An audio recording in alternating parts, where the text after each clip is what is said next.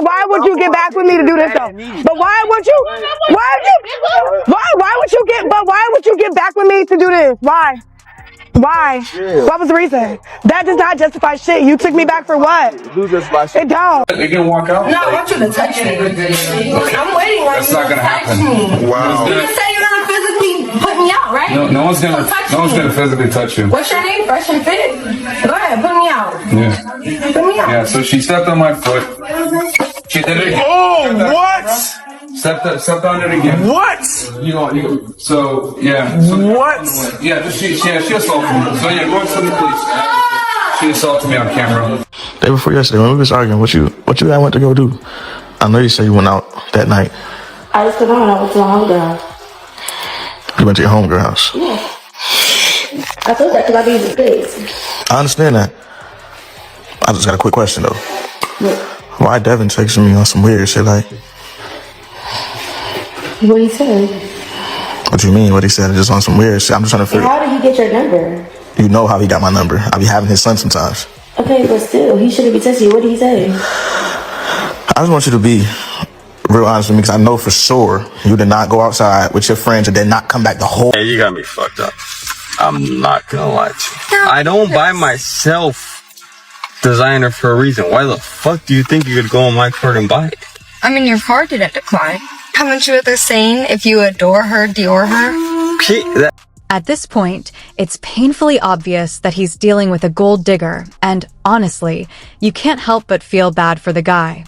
The biggest red flag isn't just the money issue itself, it's the fact that she doesn't even seem to genuinely consider him as a person. Everything feels transactional. Everything feels like she's evaluating what he can provide, what she can get out of him, and how much she can squeeze from the situation rather than building any real connection. Just stay here for me, okay? No, he's already been labeled as abusive. Step back. He's already been reported as a problem. Okay. He's actually been arrested for domestic violence on his part, not mine. No, I am actually going to walk away. No, ma'am, you were temporarily detained at this time. No, you're not. What you're going to do is you're going to put your hands behind your back. You're not. Right What? No. Do not resist me. Put your hands behind your back. Are you kidding me? I love that you guys are on his side. Stop moving. Why do you guys think that this is funny? Step up. Step out. Do you know that he's being charged through a DCF? That's fine. You know what motherfucking Walmart rings? Bro, I'm not gonna wear these fucking rings. You're not married. Real love is real love. Fuck is you talking about, bro? But that's not how this shit works. It's real love, but you can't marry me with no fucking Walmart I ring. can marry you with whatever I want to marry you with, as long as it's genuine love, bro. No. I'm fucked up right now. I ain't got.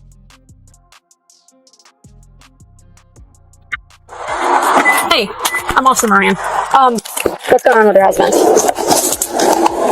I mean, I'm sure you know his side of the story. Yeah, and I want to get yours. So yeah, it's probably true. Okay. What he said. What do you think he told me? Like, I'm just trying to get your side. Okay. We've been going through this for 3 years. Yeah, it's it just sounds like it's it hasn't gone this far.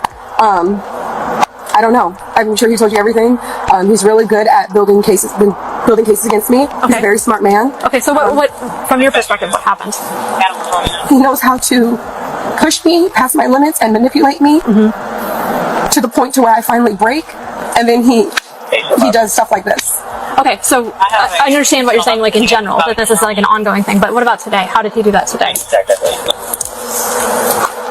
Trying to threaten that. When she stormed into her husband's workplace and started trying to boss the police around like the rules didn't apply to her, it was obvious she thought she could control the situation with pure attitude.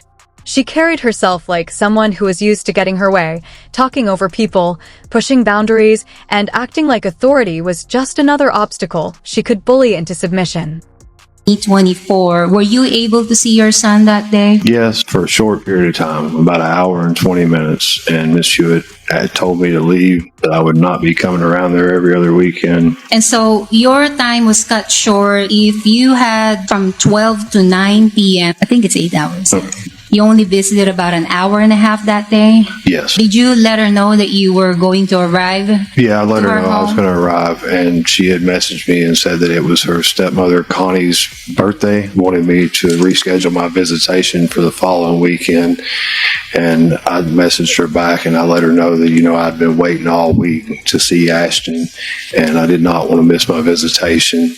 And she brought up child support. And right before I got there, she had sent me a message that she had left. I couldn't have visitation. Video. Where is that take?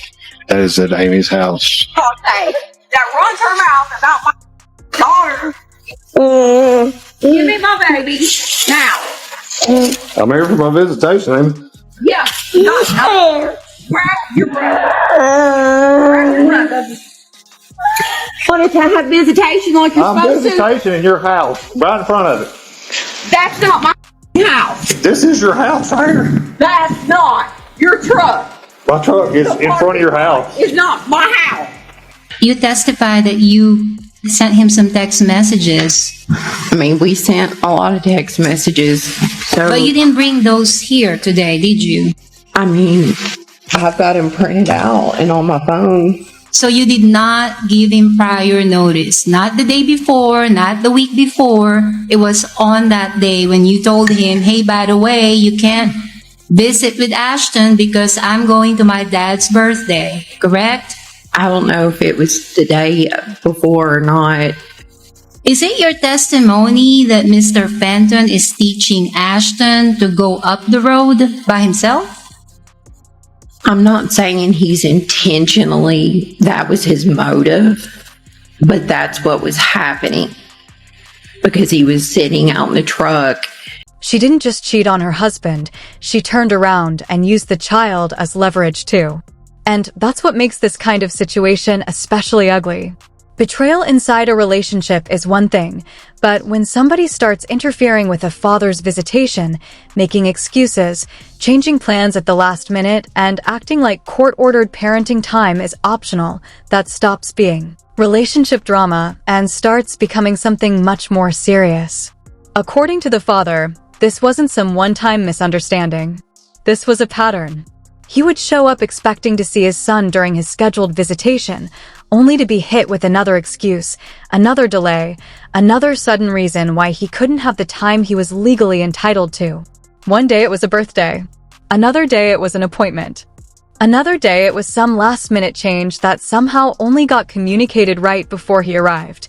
And that's exactly how parental alienation often works in the real world, not always through one giant dramatic act, but through repeated little acts of obstruction that slowly chip away at the relationship between a parent and child.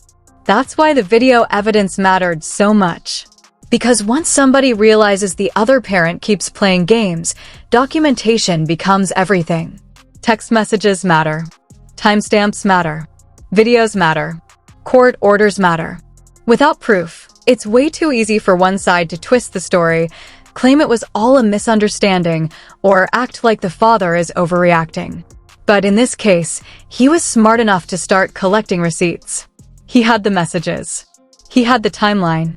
He had the footage of himself showing up for visitation while being denied access to his own child. And the facts painted a pretty ugly picture. He testified that on one of the visitation dates in 2024, he only got to see his son for around an hour and 20 minutes, even though his parenting time was supposed to be much longer.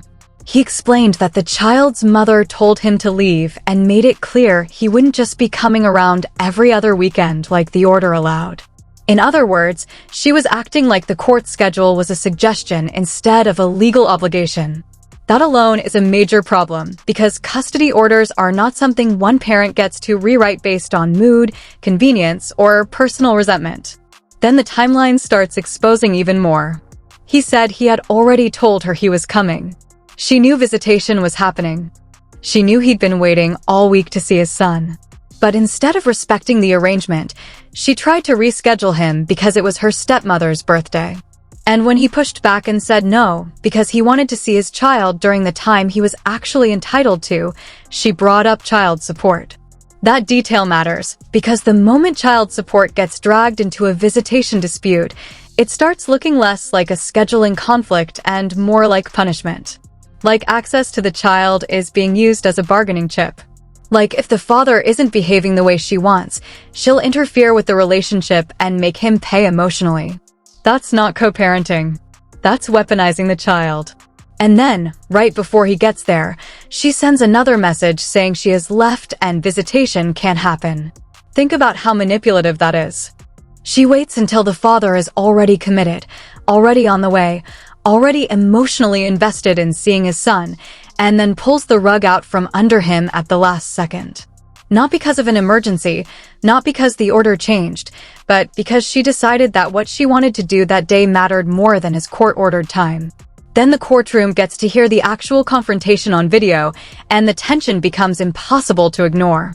He's there saying exactly what any father in that position would say. Give me my baby.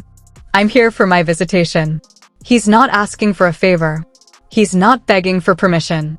He's showing up for the parenting time the court already granted him. And yet somehow, he's being treated like an inconvenience for expecting the mother to follow the rules she's legally required to follow. That's the part that really stands out in these cases, the entitlement. Some parents genuinely start believing they have the power to decide whether the other parent gets access at all. They act like because the child lives primarily with them, they get to set all the terms, change the schedule whenever they feel like it, and punish the other parent through the child whenever they're angry, bitter, or trying to regain control.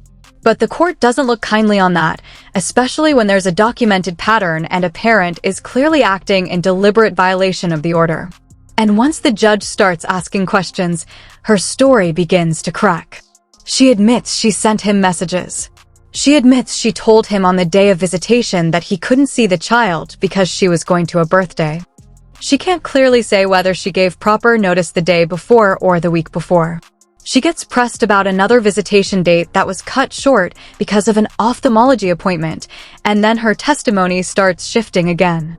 At one point, she references COVID, but the judge immediately points out that the dates don't match. The excuse she's leaning on doesn't line up with the visitation date being discussed. So now what was presented as a legitimate reason starts looking a lot more like a scrambled explanation after the fact. And that's where judges tend to lose patience. Because family court judges hear excuse after excuse all the time. Sick child. Last-minute appointment. Family event. Miscommunication. Emergency.